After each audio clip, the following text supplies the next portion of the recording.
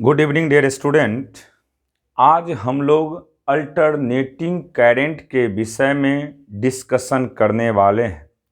इस चैप्टर से 12th board में आप लोग को कम से कम 8 से 10 मार्क्स का क्वेश्चन पूछा जाएगा। बहुत इम्पोर्टेंट टॉपिक है। तो देखिए, अल्टरनेटिंग करंट जिसको एसी कहते हैं वह क्या है। ये एक पीरियोडिक करंट होता है। ये कौन सा करंट होता है बाबू? पीरियोडिक, जो फर्स्ट हाफ टाइम पीरियड में अगर पॉजिटिव है तो नेक्स्ट हाफ टाइम पीरियड में क्या होगा? निगेटिव। तो सिंपली याद रखिएगा, ये एक वेरिएबल करंट होते हैं जो कि हर एक इंस्टेंट पे चेंज करता है। फर्स्ट हाफ टाइम पीरियड में अगर इसका वैल्यू प्लस लेते हैं तो नेक्स्ट हाफ टाइम पीरियड में इसका वैल्यू क्या हो जाएगा? माइनस हो जाएगा। देखिए, हम बात कर रहे हैं अल्टरनेटिंग करंट के डिफिनेशन का। अल्टरनेटिंग करंट जिसको एसी के नाम से जानते हैं हम लोग, लिखेंगे definition. It is the variable current. It is the variable current which varying periodically with time.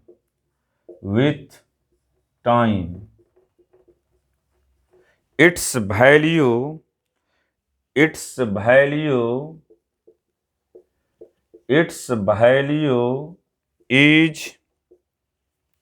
positive for half time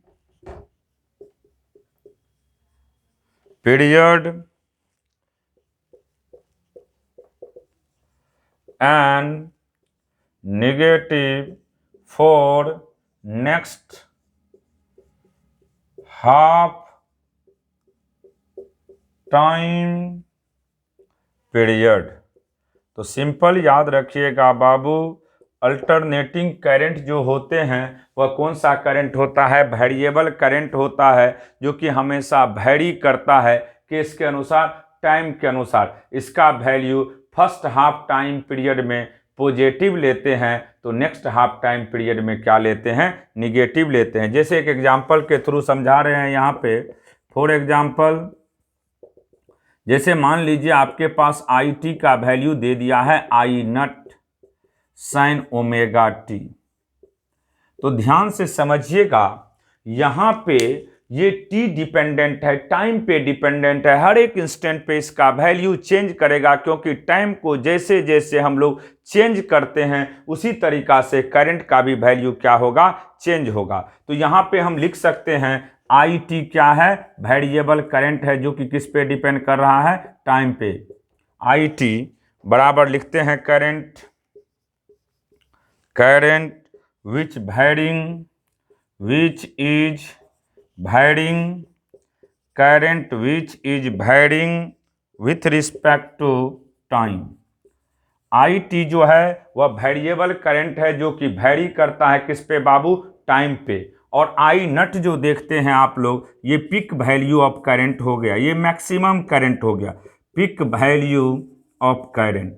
तो सिंपल याद रखिएगा, जब आई टी की बात करते हैं तो आई टी हो गया वेरिएबल करंट, जो कि हमेशा डिपेंड करता है किस पे? टाइम पे। आई टी कौन सा करंट हो गया बाबू? वेरिएबल करंट, जो कि हमेशा डिपेंड करता है किस पे? टाइम पे। और आई नट जो है वह पिक वैल्यू ऑफ करंट है। पिक वैल्यू को ही हम क्या कहते हैं? मैक्सिमम वैल्यू ऑफ करंट के नाम से भी जानते हैं।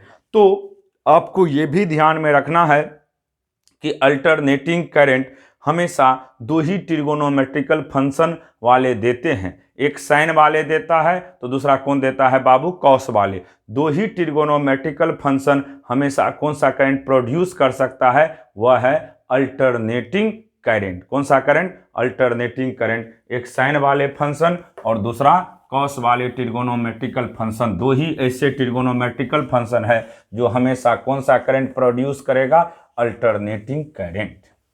अब देखिए हमने अभी करंट की बात की, इसी तरीका से वोल्टेज के विषय में भी हम लोग लिखेंगे।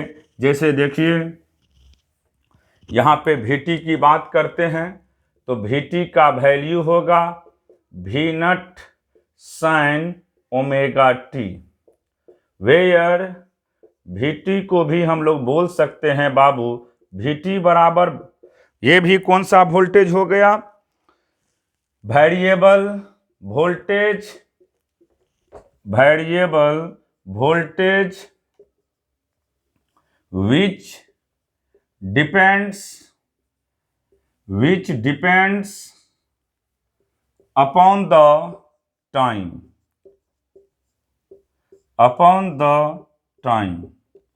और V नट जो होता है वह पिक वैल्यू ऑफ वोल्टेज है, pick value of voltage.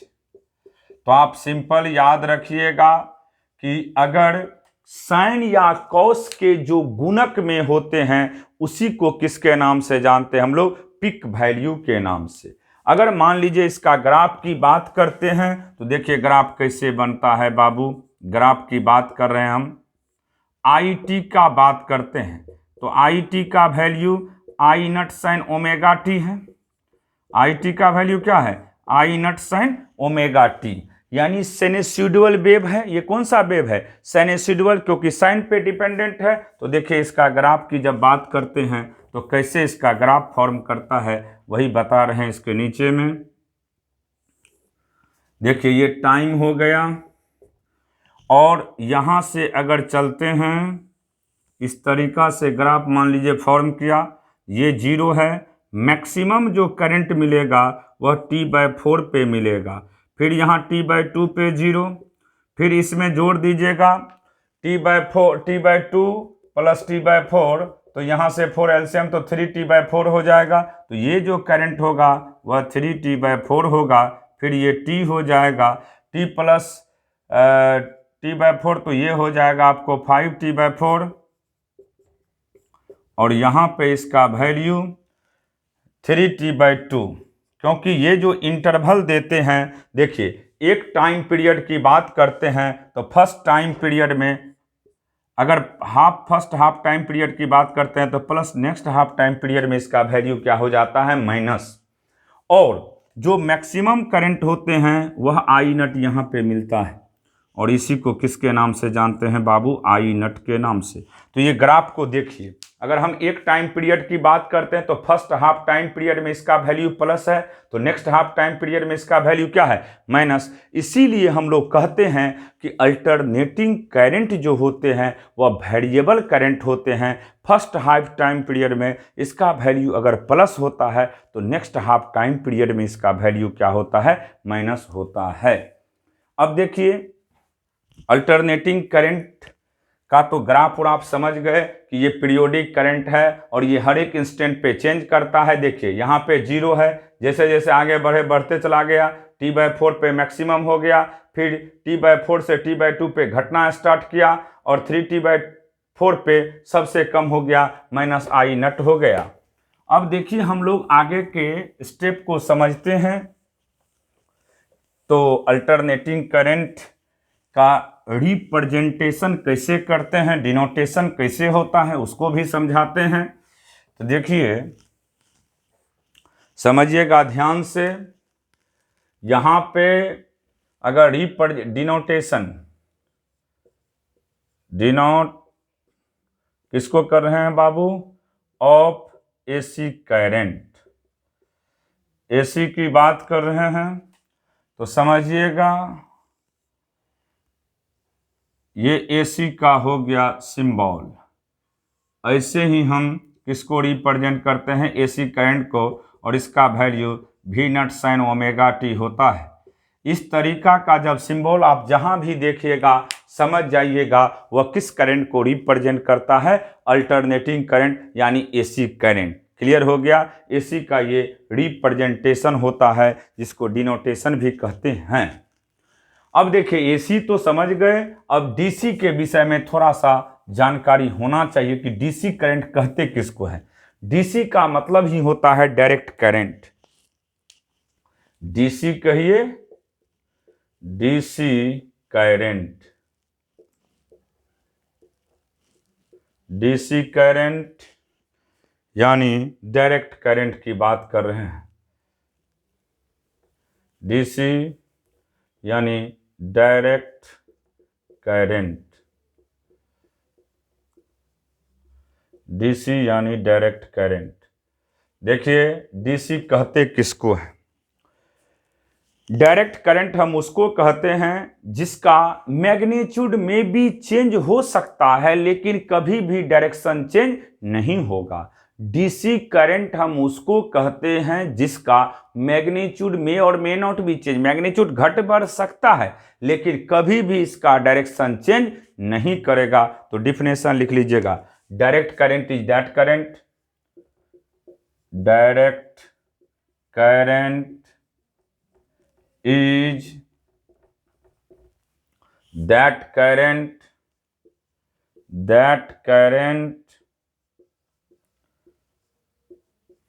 direct current is that current which may or may not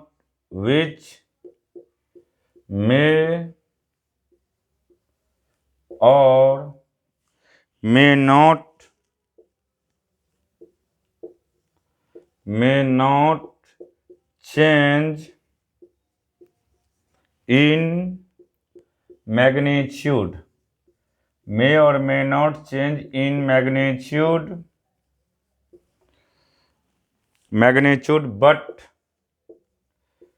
it does not change its direction,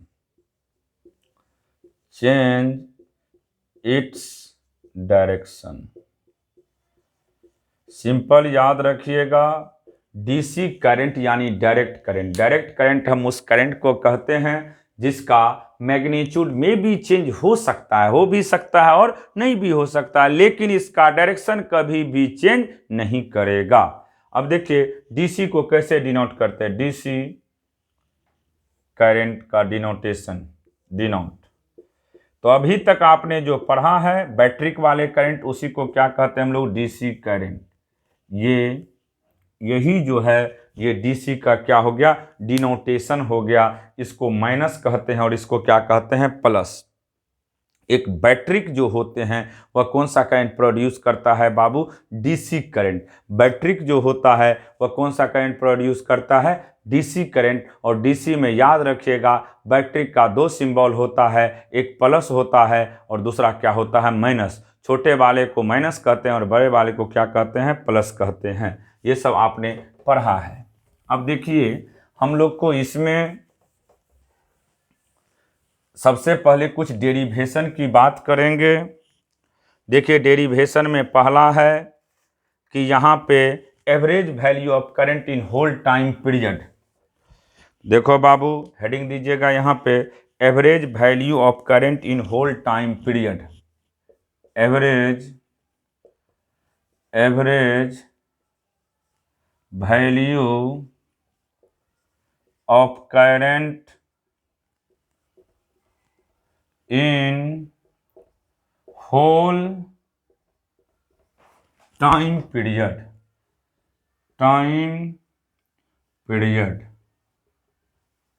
देखिए हमको एवरेज निकालना है तो हम जानते हैं, लेट अस आई टी का वैल्यू हमेशा होता है बाबू i naught sine omega t.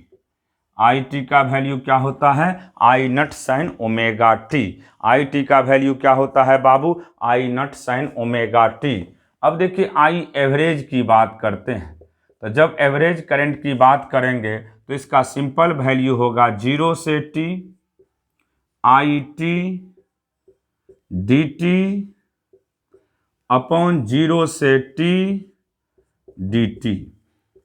I average जब भी निकालना हो फुल टाइम पीरियड है इसलिए 0 से टी लेते हैं। अगर हाफ टाइम पीरियड रहता तो इसी का वैल्यू क्या लेते हैं हम लोग, 0 से t/2 लेते हैं। तो आप सिंपली याद रखिएगा कि एवरेज करंट की बात कर रहे हैं फुल टाइम पीरियड में, तो इसका सिंपल वैल्यू होगा 0 से t आई टी डी टी अपॉन 0 से टी डी टी। अब देखिए यहाँ से बाबू हम लोग को इसका वैल्यू पुट कर देना है 0 से t I nut sine omega t d t और 0 से टी इसका हो जाएगा टी। 0 से टी डी टी का इंटीग्रेशन सिर्फ क्या होगा बाबू टी। अब देखिए यहाँ से इसको अगर सॉल्व करते हैं तो आई नट बाय टी तो रह जाएगा यहाँ पे। अब साइन का इंटीग्रेशन करना है sign omega t d T का 0 से टी में।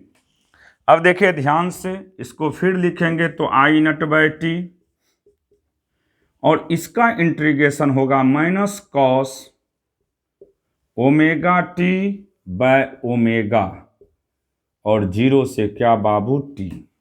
अब माइनस को बाहर कर लीजिएगा आप लोग तो यहाँ से इसका वैल्यू होगा माइनस आई नट टी और टी का वैल्यू या टी ओमेगा का वैल्यू 2 पाई बाय टी। पहले अपर लिमिट पुट करिएगा तो cos omega capital T minus cos omega into 0। ये टी कैंसिल तो इसको लिख सकते हैं हम लोग minus I nut by 2 pi into cos omega का value 2 pi by t into t minus cos 0। Cos 0 का वैल्यू 1 होता है, टी से टी कैंसिल, कॉस 2 पाई का भी वैल्यू 1 होता है तो माइनस आई नट बाय 2 पाई, इसका भी वैल्यू 1 इसका भी वैल्यू 1, नेट वैल्यू क्या हो जाएगा minus I nut by 2 pi into 0 तो नेट वैल्यू क्या हो जाएगा 0। इसका मतलब ये हुआ कि एवरेज करंट का वैल्यू फुल टाइम पीरियड में हमेशा किसके बराबर होगा बाबू 0 के बराबर। आप देख रहे हैं यहाँ पे कि एवरेज वैल्यू जब करंट हमने निकाले हैं तो आई एवरेज का वैल्यू हमने क्या किए हैं, सबसे पहले आई एवरेज का सिंपल फार्मूला होता है 0 से t i t d t upon 0 से T d T. I t d T का वैल्यू हमने पुट किया है और पुट करने के बाद हमें वैल्यू निकल चुका है और इसका सिंपल वैल्यू मिला है 0। इसका मतलब ये हुआ कि फुल टाइम पीरियड में एवरेज वैल्यू जो करंट होते हैं वह क्या होते हैं 0 होता है। अब देखिए यहाँ से हम बात करते हैं आई एवरेज के विषय में तो लिखेंगे आई एवरेज बराबर 0। Hence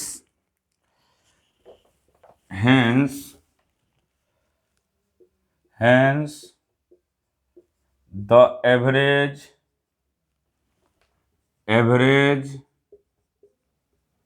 value of current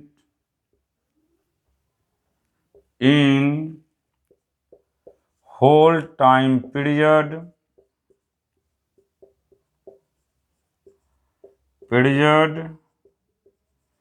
is always 0। तो सिंपल याद रखिएगा कि एवरेज करंट का वैल्यू किस टाइम पीरियड की बात करेंगे बाबू, होल टाइम पीरियड में हमेशा क्या होता है 0 होता है। एवरेज वैल्यू जो करंट होते हैं वह कहाँ पे, होल टाइम पीरियड में ऑलवेज क्या होता है 0 होता है। अब इसी तरीका से हम लोग बात करेंगे, ये क्लियर हो गया एवरेज वैल्यू ऑफ करंट किस टाइम की बात कर रहे हैं, फुल टाइम पीरियड में हमेशा किसके बराबर होता है 0 के बराबर होता है। अब इसी तरीका से हम लोग निकालेंगे next concept calculation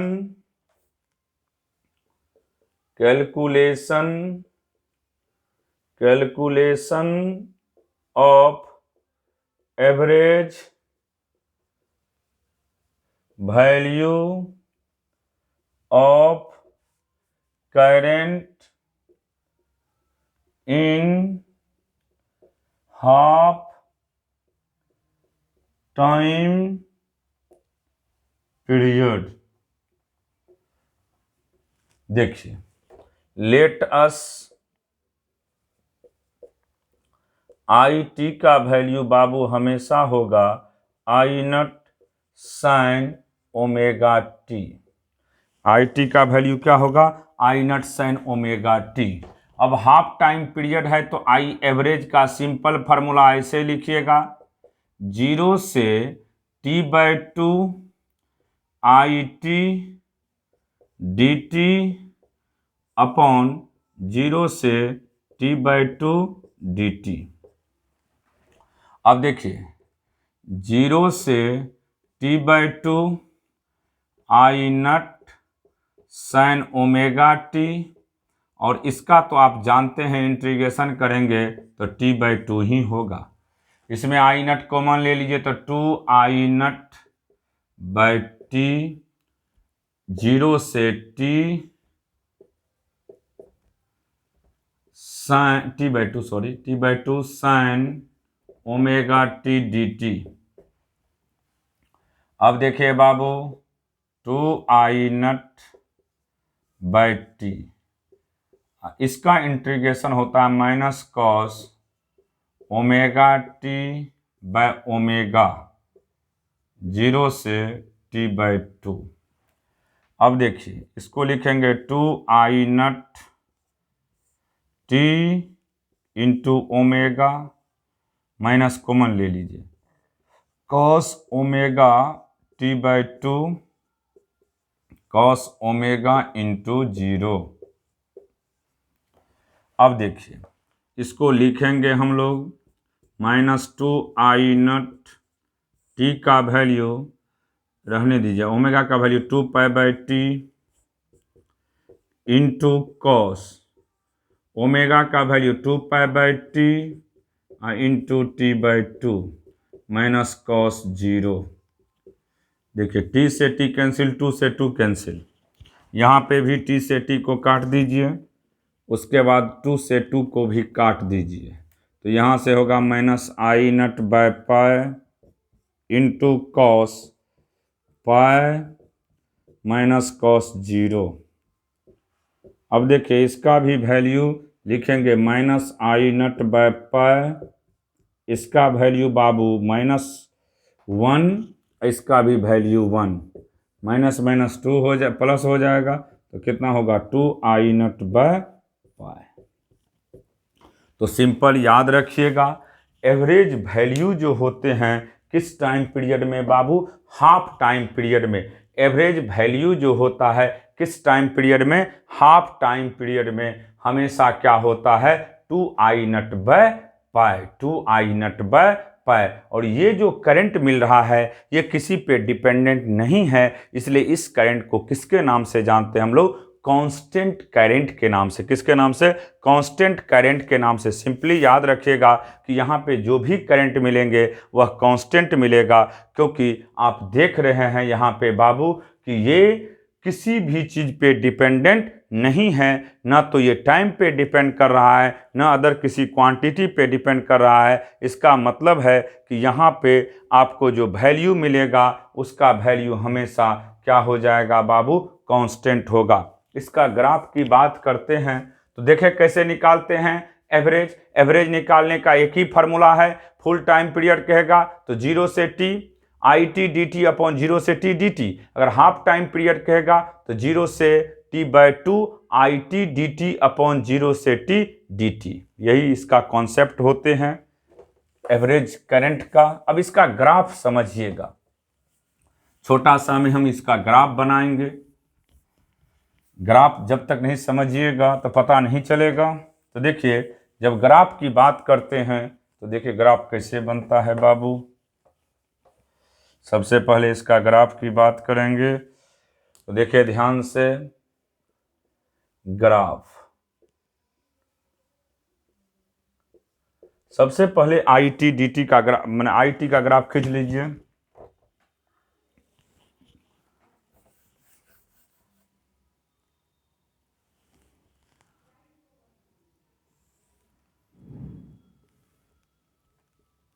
T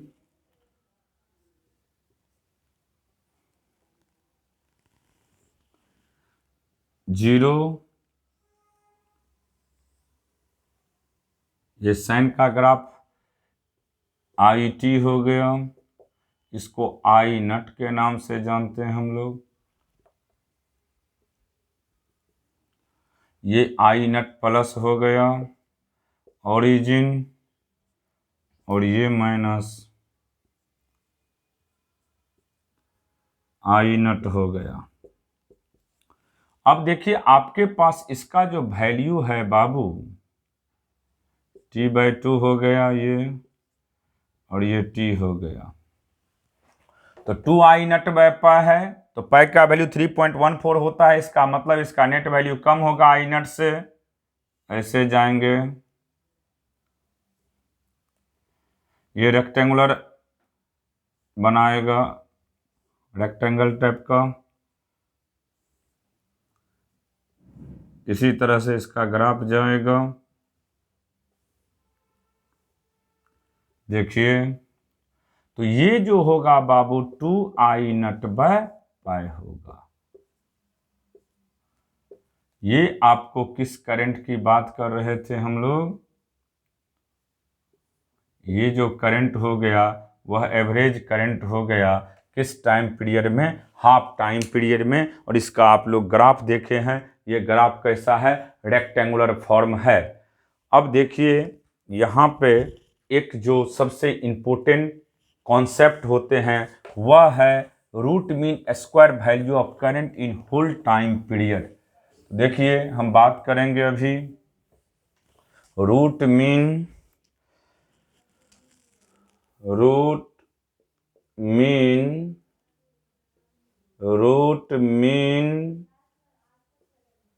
square value of current in whole time period.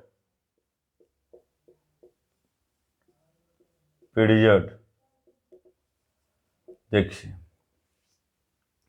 सबसे पहले वही काम, लेट अस आई टी का वैल्यू हमेशा याद रखना बाबू, i nut sine omega t. I t का वैल्यू क्या होता है? I nut sine omega t. I t का सिंपल वैल्यू याद रखिएगा, i nut sine omega T. क्या होता है? I nut sine omega t. अब हम बात करते हैं आरएमएस। इसी को कहते हैं, रूट मीन को ही क्या कहते हैं? आई आरएमएस। और आरएमएस का मतलब ही होता है, पहले तो आप रूट दीजिएगा। इसका फॉर्मूला देखिए, आई आरएमएस की बात करेंगे, सबसे पहले हम रूट देंगे। रूट दे दिए, ध्यान में रखिएगा रूट दिया जाएगा इस पे।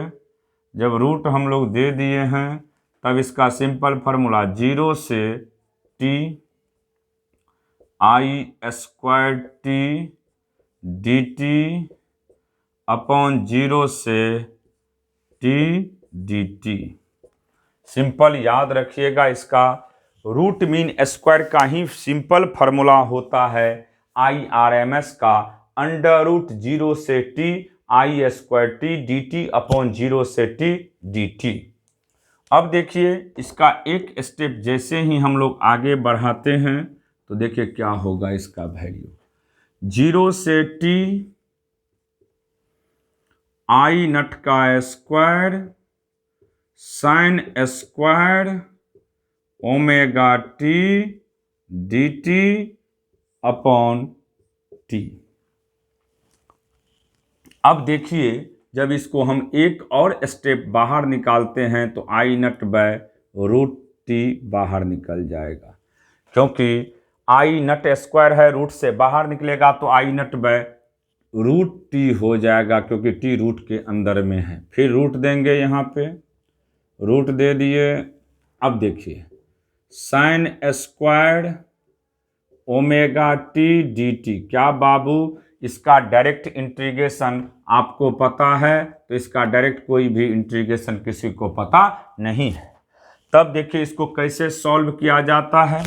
तो इसको सॉल्व करने का तरीका है, सबसे पहला काम क्या है, ध्यान से देखिए, i nut by root T कर दीजिएगा, उसके बाद इंटीग्रेशन का साइन रहने दीजिएगा, 0 से टी कर दीजिएगा, 2 से ऊपर में मल्टीप्लाई कर दीजिएगा तो 2 sin square omega t d T. अगर 2 से ऊपर में मल्टीप्लाई किए हैं तो नीचे में क्या करना होगा, हमें डिवाइड करना होगा। क्या करना होगा, हमें डिवाइड करना होगा।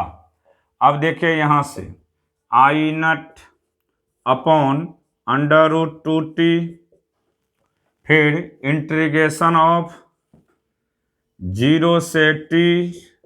अब इसका सिंपल फार्मूला जानते हैं, 2 sin स्क्वायर ओमेगा टी का सिंपल फार्मूला होता है 1 minus cos 2 omega T, 1 minus cos 2 omega T into D T.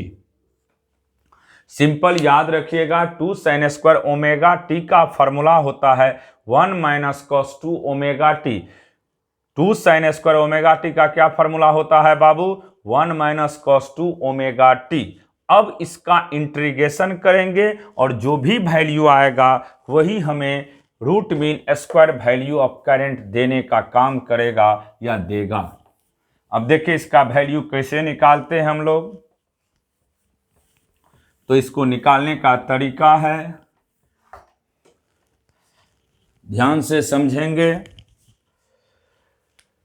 हम लोग लिखेंगे यहाँ पे आई नट बाय अंडर रूट 2t, फिर रूट्स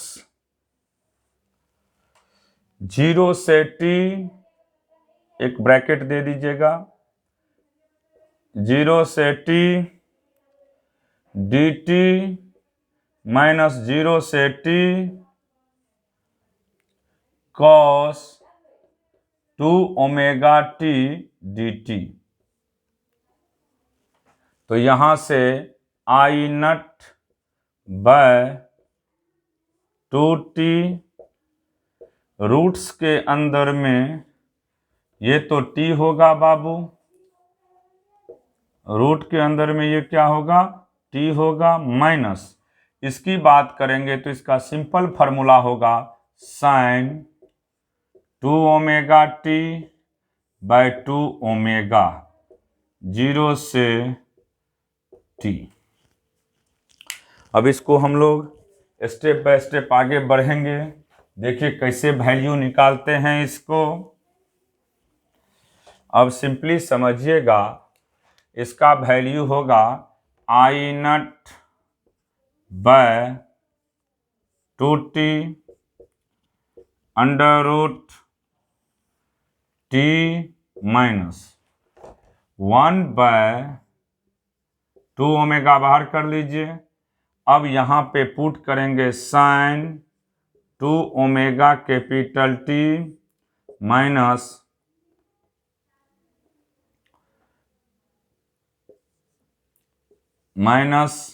साइन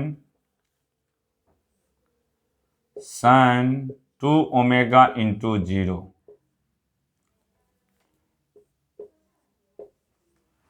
अब देखिए i nut by 2t under root t minus 1 by 2 omega sine 2 omega का value 2 pi by t into t minus sine 0। t से t कैंसिल, तो इसको लिखेंगे आई नट बाय 2t ब्रैकेट में t 1 by 2 omega sine 4 pi minus sine 0। Sine 4 pi का ही भी value 0 और साइन 0 भी 0, तो ये टर्म क्या हो जाएगा बाबू, 0 हो जाएगा। ये टर्म 0 होगा तो यहाँ से सीधा इसका वैल्यू हो जाएगा i nut by root 2 into root t into root t. T से टी कैंसिल, तो कितना हो गया आई नट अपॉन रूट 2।